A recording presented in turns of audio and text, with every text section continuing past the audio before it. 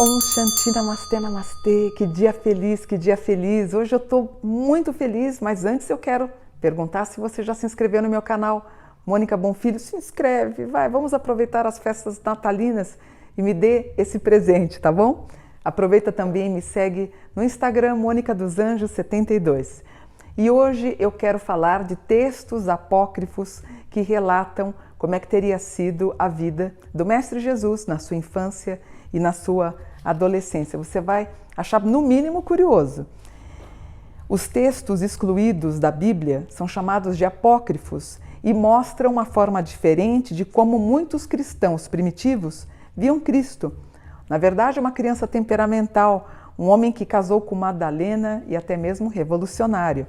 Os textos bíblicos, eles saltam do nascimento de Jesus para a adolescência na Páscoa, o seu batismo e a sua vida com os discípulos além do Calvário. Mas a Bíblia não fala nada de Jesus em 26 anos. 26 anos não se fala nada sobre a vida de Jesus. O que teria feito então Jesus na sua infância, adolescência e na sua parte da vida adulta? Você consegue descobrir através dos textos apócrifos. Em um deles é relatado que Jesus, quando criança, ele pulou do telhado junto com um coleguinha. Ele induziu um coleguinha a pular do telhado. O que aconteceu? O menininho morreu. Porém, com o poder da sua voz, ele consegue ressuscitar o amiguinho. E nos apócrifos nós lemos que Jesus era muito arteiro, que ele inclusive desobedecia os seus pais. Tem um trecho que eu acho super engraçado, assim, muito bonitinho, onde Maria, ela diz que, no texto da infância de Jesus, que ela tem que amarrar o pezinho de Jesus para ele parar, porque não parava quieto. E que Jesus teria feito uma projeção, ele coloca esse duplo ele preso e ele brinca, ele vai para a rua brincar, enquanto ele consegue manifestar o seu duplo etérico, e esse duplo etérico é que fica preso na cama. Incrível, né? O Evangelho de Pseudo Tomé tenta resgatar a vida de Jesus entre a volta do Egito aos 4 anos e o episódio quando ele encontra com os rabinos aos 12 anos, que é descrito no Evangelho de Lucas. E uma dessas passagens conta uma história que também é citada no Alcorão. O Jesus menino, ele fez 12 pássaros de barro durante sábado e o seu pai, José, acabou repreendendo ele, porque trabalhar no sábado não podia, porque era santo para os judeus, como é ainda hoje. Como resposta, Jesus soprou os pássaros de barro, que imediatamente ganharam vida. Em outra passagem, Jesus também dá vida a um peixinho morto. E, numa outra ocasião, ele desafiou seus amiguinhos a subir por um raio de sol que entrava pela janela. Claro que ninguém topou, e ele mesmo teria caminhado sobre esse raio de sol. O mesmo evangelho mostra um lado um pouco conhecido e talvez sombrio de Jesus. O filho de um escriba, do escriba Anás, destrói uma pequena represa que o menino havia construído. E Jesus, furioso, lançou uma maldição para o Anás. Ele disse: "Ficarás agora seco como uma árvore." E ficou a pessoa paralisada. No texto, Jesus aparece como responsável pela morte de mais 2 meninos. Outra criança também é amaldiçoada por ele, porque o menino teria dado um soco no rosto de Jesus. Os pais do menino procuram José e Maria para reclamar o que Jesus fez, e Jesus fez com que os 2 ficassem cegos. Em alguns momentos, Jesus teria peitado os professores. Nós sabemos disso porque ele ensina os anciãos lá no templo, quando ele foge dos pais na Páscoa. Lembra que ele sai da festa de Páscoa, ele vai no templo para discutir com os sacerdotes. E uma coisa que pode ser estranha, para nós espiritualistas não. Inclusive eu escrevi um livro chamado Jesus, Palavras de Fogo e de Amor, que eu relato isso. Acreditamos que Jesus poderia ter sido educado na Índia ou no Egito, quando a família santa se refugiou no Egito e alguns dizem até na Índia. Jesus também teria passado pela Pérsia e até mesmo pela Grécia. Alguns relatos dizem que ele poderia ter ido à Inglaterra. Isso eu relato no meu livro também. Levado por José de Arimateia, que é o homem, que é o tio que depois, segundo a Bíblia, cuidou do seu sepulcro, né? E Jesus foi aprendendo muito com grandes professores. Ele teria aprendido no Egito e na Índia a andar, caminhar sobre as águas. Ele aprendeu a curar com o poder da fé. E ele fez atos milagrosos como a expulsão dos demônios. Na juventude, ele foi o seguidor fiel do primo João Batista, que era um essênio, que introduz Jesus no mundo dos essênios, que é uma seita em paralelo dos judeus. E lá Jesus viveu de modo muito humilde. Por exemplo, quando existe a passagem da ressurreição de Cristo, que aparece no sepulcro 2 anjos, nós acreditamos que estudamos os textos apócrifos que não eram 2 anjos, mas sim 2 essênios que ajudaram a tirá-lo de lá. Por ter esse lapso de tempo, 26 anos, sem saber nada sobre ele, acaba levantando isso que eu fiz, o que eu estou falando. Levanta muitas possibilidades e teorias. Uma delas, como eu disse, aproveita a passagem bíblica da fuga de José e Maria para o Egito. Isso vocês lembram, né? No Egito, gente, existem relatos que ele poderia ter expulsado demônios. Esses relatos aparecem na igreja ortodoxa copta, onde o menino Jesus expulsou demônios de um garoto possuído. Da boca do garoto saíam, da sua boca, dezenas de cobras, morcegos, isso tudo relatado no Evangelho da Infância do Nosso Senhor Jesus. Inclusive, esse livro é considerado como o 5º Evangelho. Jesus teria sido reverenciado por animais, e há passagens que dizem que as palmeiras elas se curvavam à medida que Jesus passava. Também ele teria conhecido ali 2 crianças, que depois, essas 2 crianças, eles foram os ladrões crucificados ao seu lado 30 anos depois. Salomé, uma das futuras seguidoras de Cristo, teria sido a sua babá e assistente de Maria, sua mãe, ou a mulher escolhida para educá-lo. O nascimento de Jesus está presente nos textos sagrados de outra religião, do Islã. Segundo o Alcorão, tal como a Bíblia, ele nasceu de uma virgem, mas ele é comparado a Adão, pois ambos vieram ao mundo diretamente pela vontade de Alá. Só que os muçulmanos, eles não chamam de filho de Deus ou filho de Alá. Para eles, Jesus foi o maior dos profetas antes de Maomé. Então, ele antecede Maomé. E também o anjo Gabriel, que fez a anunciação para Maria, tem uma enorme importância para o Islã, para o islamismo, porque durante 23 anos, enquanto Maomé estava escrevendo ao Corão, o anjo Gabriel ele aperta os pulmões, né, na tradição de Maomé, e diz para ele, Iqra, que é recita, recita. E durante 23 anos, o Alcorão foi ditado pelo anjo Gabriel para Maomé. Que coisa linda, né? Maria, a mãe para os islâmicos, não deu à luz numa manjedoura, mas sim no deserto. E ela era uma mulher solteira, significado da palavra virgem. E ao sentir as dores do parto, Jesus em espírito teria falado para ela do seu útero, dizendo para que ela se chacoalhasse, segurando uma tamareira sob a qual ela estava abrigada. E aí Maria teria que comer os frutos que caíssem no chão e beber a água de um riacho próximo, que eram na verdade presentes de Alá, para que ela não sentisse as dores, e Jesus teria nascido logo em seguida. Nos apócrifos existem relatos que Jesus não teria escorregado do ventre da Maria, mas ele aparece automaticamente ao lado dela, e quando a parteira tenta pegá-lo, ela queima a sua mão. Talvez tenha aí a sua origem extrafísica, que em algumas ocasiões já contei para vocês. As histórias da infância de Jesus são diversas e estão espalhadas por todo o mundo. Em um deles, que ele teria sido educado na Índia, como eu disse para vocês, e no Egito, e em monastérios do Himalaia. Mesmo a sua crucificação, inclusive essa história está no meu livro, Jesus, Palavras de Fogo, ele teria sido retirado antes que os soldados quebrassem as pernas para morrer asfixiado mais rapidamente. Arimateia teria pago os soldados, eles conseguem retirar Jesus antes da morte dele. E aí sim ele teria sido tratado no local que é o sepulcro, junto aos essênios, que era lá quase um hospital. E que a ressurreição, na verdade, teria sido o restabelecimento dele passado 3 dias. Por fim, Jesus teria ido a Caxemira, mas antes ele teria passado pela Grécia e pela Pérsia e permanecido em território indiano até a sua morte aos 120 anos.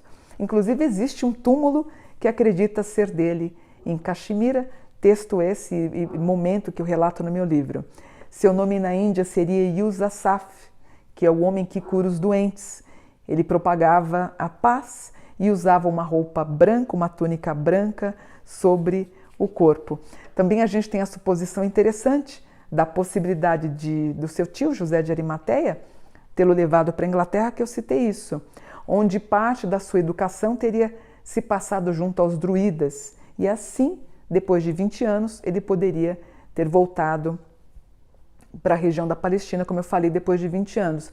Então, alguns acreditam que ele passou pela Grécia, que ele esteve com os druidas, que ele viveu com os indianos, que ele estudou junto aos magos do Egito. Os livros contendo os evangelhos, eles só retomam a trajetória de Jesus quando ele tinha 12 anos, quando ele viajou com os pais para celebrar o Pessah, que é a Páscoa judaica, em Jerusalém. Maria segue uma caravana de mulheres e José a caravana dos homens. E na volta, cada um achou que Jesus estava com ele. O casal volta para a capital da província e depois de 3 dias encontram o jovem de 12 anos, surpreendendo os rabinos com um tamanho grau de conhecimento das Escrituras. Eles tentam dar uma bronca no garoto, mas a reação deles espanta todo mundo. Jesus fala para os pais: não sabe que me convém tratar de assuntos religiosos com meu pai? Quando a Bíblia relata a passagem da Páscoa, fica claro que Jesus ele não era apenas um aprendiz da marcenaria, ou ele seria um pedreiro. A palavra tecton define melhor um mestre de obras, um faz-tudo. Ele sabia ler e escrever, ele falava 4, 5 idiomas e conhecia as Escrituras com muita profundidade.